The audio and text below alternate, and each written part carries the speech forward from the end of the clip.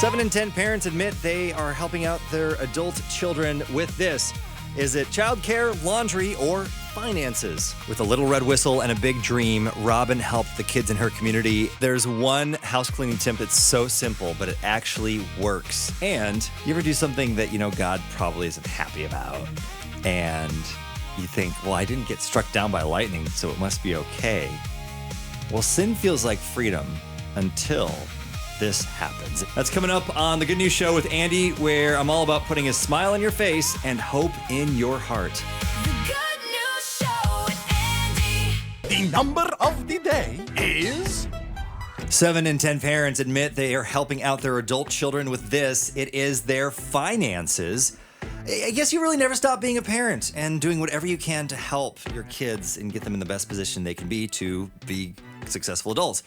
So let me know when your parents went above and beyond to help you out. Being a parent is the hardest job in the world because you've got to love these humans you've helped grow, and then you got to figure out how to take care of them to get them to be an adult. And then when they become an adult, then you have to figure out, okay, how much do I help? Well, a lot of parents are still helping their kids as adults, 7 in 10 to be exact. And if that's the case for you, know that your good works for them, they do not go unnoticed. My parents saved my life because I was going to be homeless, and they did everything they could for me. Did you kind of feel like the prodigal in the Bible?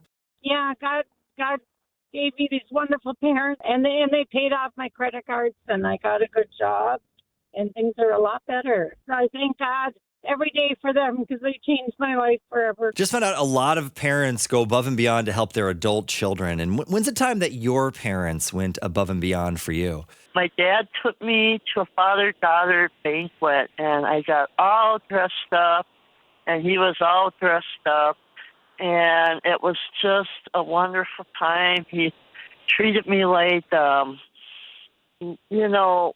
polite and courteous, pulling out the chair, opening the doors, and all that courtesy stuff. And I was all dressed up. It was wonderful, and he was all dressed up. Hey, thanks for sharing that story, because I think as a parent, I forget about this, that all our kids really want from us, it's not money, it's not stuff.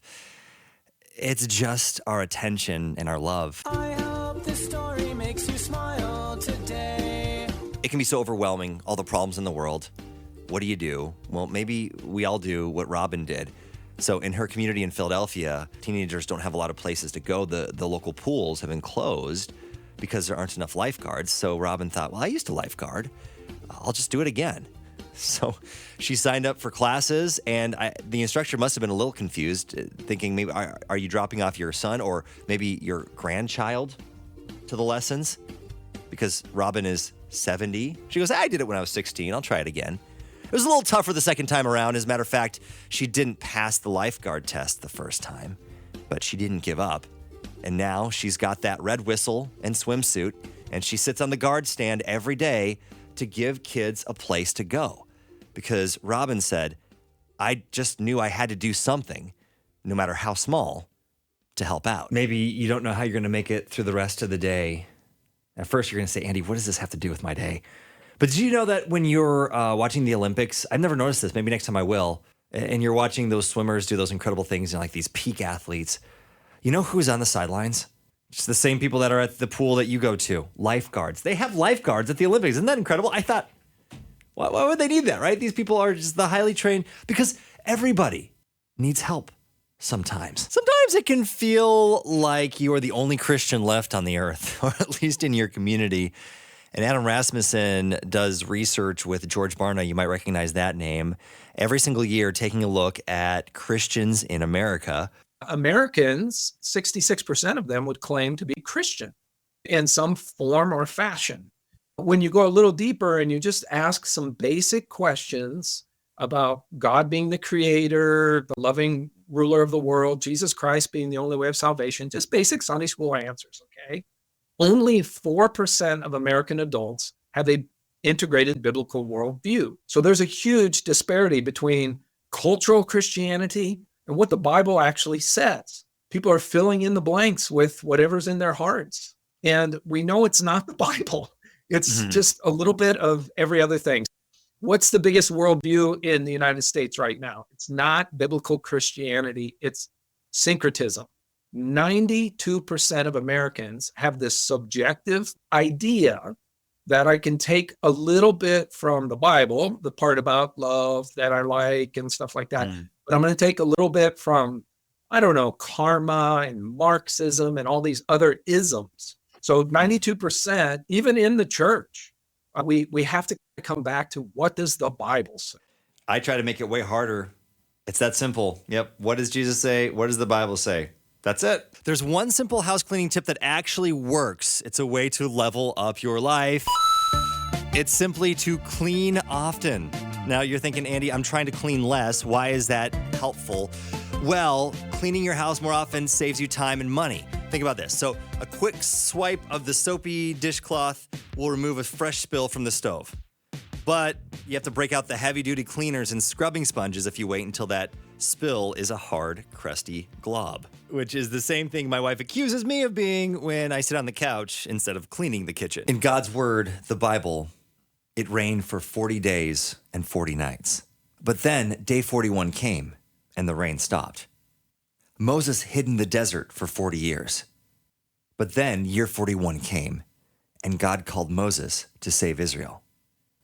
The Israelites wandered in the wilderness for 40 years. Then on year 41, they entered the promised land.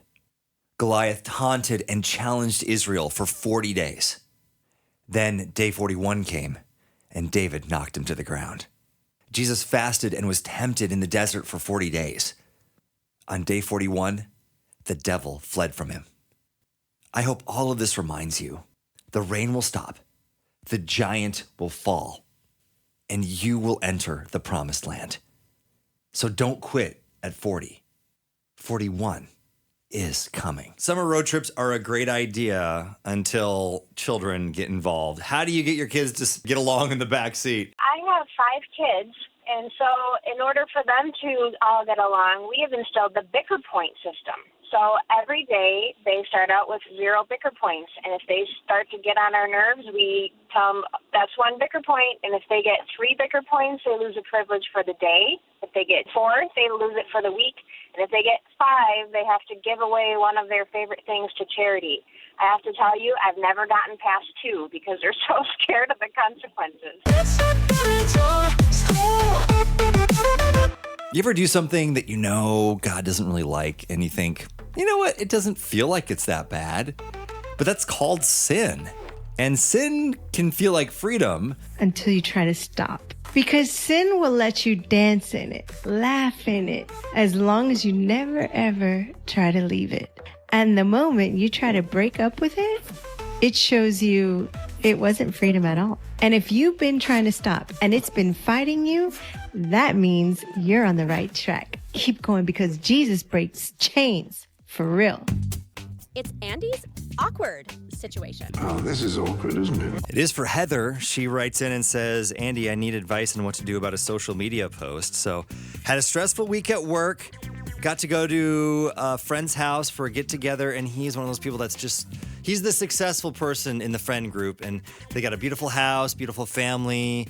You know, the food they fed us was so good. And then afterwards, I wrote on social media, not naming any names, just kind of talking about how sad I was that other people are more successful than me and how I feel like a failure. Didn't mention my friend, didn't mention the visit. My friend read through it though, and now they have completely changed the way they act towards me and told me that I'm ungrateful for his hospitality. So she says, I want to apologize, but I'm not sure how. If I say the post was untrue, that's a lie. If I blame it on work stress, it feels like it's not really an apology. If I apologize for the post alone, it means I'm justifying my feelings. And then if I say I'm grateful, then it might feel sarcastic. So how do I make amends? That's a tough one. How do you have that proper level of apology? Let me know. More importantly, let Heather know. It's Andy's awkward situation. Oh, this is awkward, isn't it? Heather needs some advice on what to do about a social media post. She was kind of venting about going to a friend's house who's much better off than she is, and She was not feeling great about herself, so she kind of complained about it and feeling like a failure. The friend figured out she was posting about him, confronted her, and now she goes, how do I give a meaningful apology? When you apologize for something, make sure you change the behavior because otherwise the apology is meaningless. That's a good point. I had that happen with my oldest, where his knee-jerk reaction to everything whenever he does something wrong is, I'm sorry, but then nothing changes, and I say, you really aren't sorry.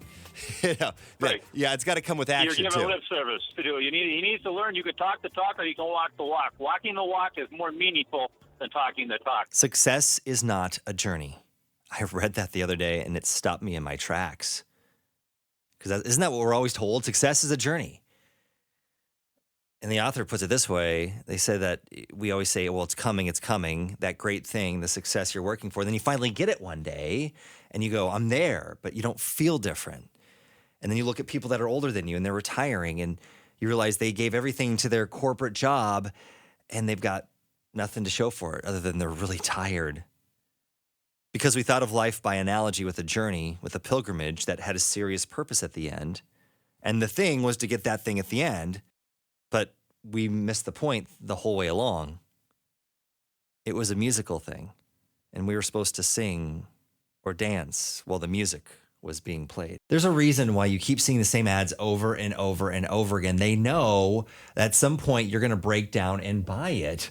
I love what Eden says, though. Before buying something online, ask yourself, do I want to get an email from this company for the rest of my life?